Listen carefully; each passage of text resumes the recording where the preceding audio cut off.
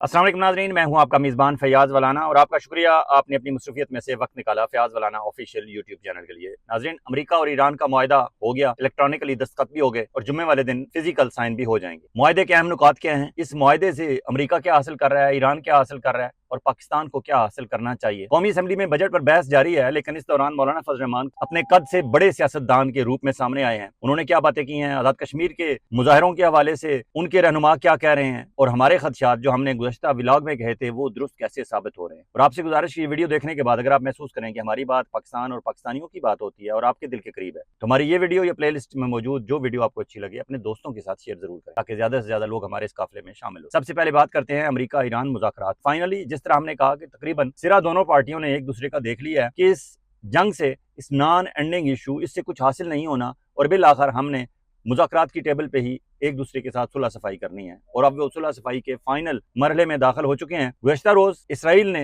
एक बार फिर शरारत करते हुए लबनान पर हमला किया था, लेकिन डोनाल्ड ट्रंप फिर रात गए तकरीबन अमली तौर पर ईरान के कदमों में पड़ गए और कहा कि खुदारा जवाबी हमला मत करना इसराइल पे, हम इसराइल को ठीक कर लेंगे। और इसराइल को ठीक करने का एक ही तरीका बताया जाता है कि अमेरिका उसके पीछे से हट जाए। और अब बताया जाता है अमेरिका के हवाले से, वहां के तजियाकार कह रहे हैं कि अमेरिका अमली तौर पर इसराइल के पीछे से हटने के लिए तैयार है।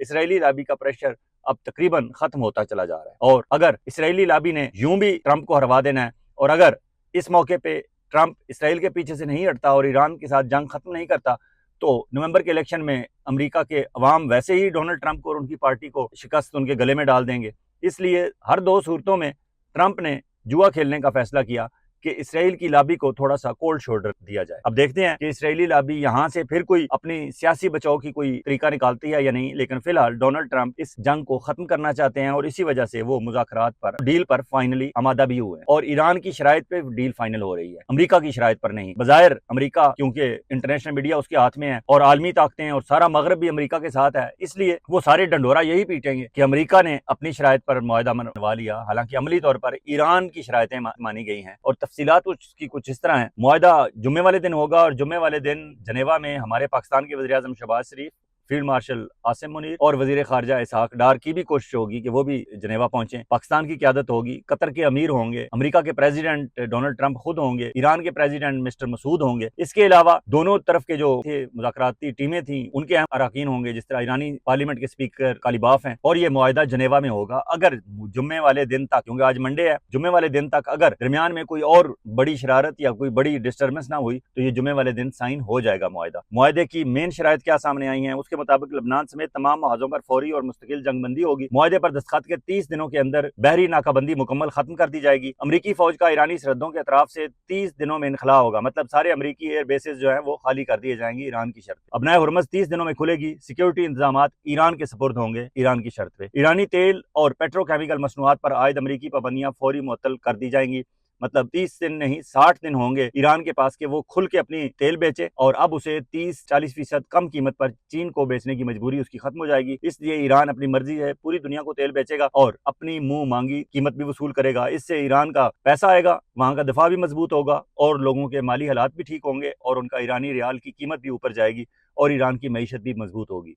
ये एक बेहतर खबर है। और हमारे मुर्शद मसूद काजी जैसे दोस्त जो अमेरिका में बैठे हुए हैं लेकिन पाकिस्तानियों को हमेशा ये सबक देते हैं कि कारोबार करो, कारोबार करो, अब उन्होंने नारा लगा दिया है कि चलो चलो ईरान चलो। वो कहते हैं ईरान जाओ और ईरान का माल पूरी दुनिया में बेचो। ये मुर्शद मसूद काजी का मशवरा है पाकिस्तानियों के लिए। इस पे फिर किसी वक्त मुर्शद मसूद काजी को फोन पे लेके उनसे बात कर लेंगे कि वो क्या आइडिया देते हैं और क्या चीजें ऐसी हैं पाकिस्तानी ईरान से खरीद के दुनिया को बेच सकते। अगला पॉइंट है, अमेरिका और इसके इत्तेहादी ईरानी मुआशी बहाली के लिए $300 अरब का प्लान पेश करेंगे। ईरान पर अमेरिका और सलामती कौंसिल की तमाम बुनियादी और सानवी पाबंदियां खत्म की जाएंगी। ईरान जोहरी हथियार न बनाने के NPT मुआहदे पर करबंद रहेगा। अमेरिका ईरान पर नई पाबंदियां भी नहीं लगाएगा। ईरान के मुंजमद असासों में से $24 अरब जारी किए जाएंगे। मुज़ाकरात से पहले $12 अरब ईरान को ट्रांसफर कर दिए जाएंगे। हतमी मुज़ाकरात से पहले ईरानी फंड्स गैर मुंजमद और नाकाबंदी खत्म की जाएगी। ये मेन शराइत हैं और देखते हैं कि अब ये सूरत हाल आगे कैसे बढ़ती है। लेकिन एक खुशाइंद बात है, लेकिन यहाँ सवाल ये पैदा होता है कि हमारी मैंडेट्स और हुकूमत के वज़ीर आज़म शहबाज शरीफ और उनके पास ये सारी हसल बसल में पाकिस्तान के लिए क्या हासिल करेंगे? क्या हम ईरान से सस्ता तेल खरीदेंगे? क्या उसका असर पाकिस्तान के पेट्रोल पंप्स पे लोगों को जो 300-400 रुपया फी लीटर पेट्रोल मिल रहा है वो भी उनके लिए कम होगा या नहीं? और ईरान के साथ जो हम तेल की स्मगलिंग हमारी जारी है वो स्मगलिंग खत्म होगी और ऑफिशियल ट्रेड के रास्ते खुलेंगे और बाकायदा ट्रेड का रास्ता खुलेगा तो फिर लोगों को तेल तो सस्ता मिलना चाहिए, क्योंकि ईरान से पाकिस्तान तेल पहुंचाने में कोई इतना लंबा लॉजिस्टिक का फ्रेट का चक्कर तो है नहीं। हमारा नेक्स्ट डोर नेबर है ईरान, तो इसलिए हमें दुनिया में सबसे सस्ता तेल तो हमें मिलना चाहिए और हमें हासिल करना चाहिए और अपने एंड यूजर तक, पाकिस्तान के अवाम तक सस्ता तरीन तेल पहुंचाना चाहिए। लेकिन ये मैंडेट चोर हुकूमत का क्या होगा जो दरमियान में पेट्रोलियम लेवी जैसे जगह टैक्स से, भत्ता से अपने अल्ले तरल्ले और अपनी अयाशियों के लिए सामान पैदा करती है, ये तो फिर भूखे मरेंगे। दूसरी तरफ नाजरीन, MQM के अंदर भी अब लड़ाई खुलकर सामने आ गई है। खालिद मकबूल सिद्दीकी और मुस्तफा कमाल एक दूसरे को खुले खुले नंगे इल्जामात एक दूसरे पे लगा रहे हैं। देखें इसका क्या होता है। मौलाना फजल रहमान ने उधर कौमी असेंबली में खिताब करते हुए इमरान खान की रिहाई के लिए आवाज बुलंद कर दी है। ये एक खुशाइंद बात थी जो आम लोगों को समझ नहीं आ रही कि मौलाना फजल रहमान इस हद तक कैसे चले गए हैं। वो कहते हैं, मैं आज भी कहता हूँ इमरान खान को बाहर आने दें। सियासत में अगर उनकी गिरफ्तारी की वजह से तलखी है तो हमें मुल्क में बेहतरी के लिए एक शख्स की कुर्बानी कोई मसला नहीं, आ जाएं बाहर और मैदान में सियासत करें।